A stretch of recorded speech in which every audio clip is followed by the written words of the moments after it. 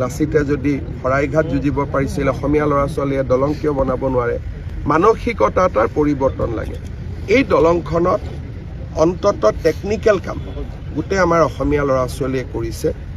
আপোনালোকে যদি বগীবিলৰ দলংখন দেখে, বগীবিলৰ দলংখনৰ 100% ৱৰ্কাৰ আমাৰ মিচিং ল'ৰা ছোৱালী আছে। কিন্তু মাজত এটা পৰিৱেশ আহি গৈছিল যে অসমীয়াই এই কথাবোৰ চিন্তা কৰা বাদ দি দিছিল। এতিয়া লাহে লাহে আকৌ সেই পৰিৱেশটো আমি উভতাই আনিব খুজিছোঁ। জাগিৰোডত যি ছেমি কণ্ডাক্টৰ উদ্যোগ হৈ আছে, তাতে বহুত অসমীয়া লেবাৰে কাম কৰি আছে, বহুত লেবাৰ উভতি আহিছে। গতিকে মোৰ এটা লক্ষ্য আছিল যে ইনফ্ৰাষ্ট্ৰাকচাৰৰ লগে লগে জাতিটোৰ অৰ্থনৈতিক মেৰুদণ্ডও সুদৃঢ় কৰা। সেইকাৰণে কেমেৰাৰ সন্মুখত নহয়, কেমেৰাৰ পৰা দূৰত যোৱা 1.5-2 মাহ আগতে মই PWDৰ সকলো কণ্ট্ৰেক্টৰক মাতি আনিছিলোঁ যে আপোনালোকে লাহে লাহে পৰিৱেশটো সলনি কৰক, নহ'লে মাজুলীত কাম এটা কৰিবৰ কাৰণেও ধুবুৰীৰ পৰা লেবাৰ লৈ যায়।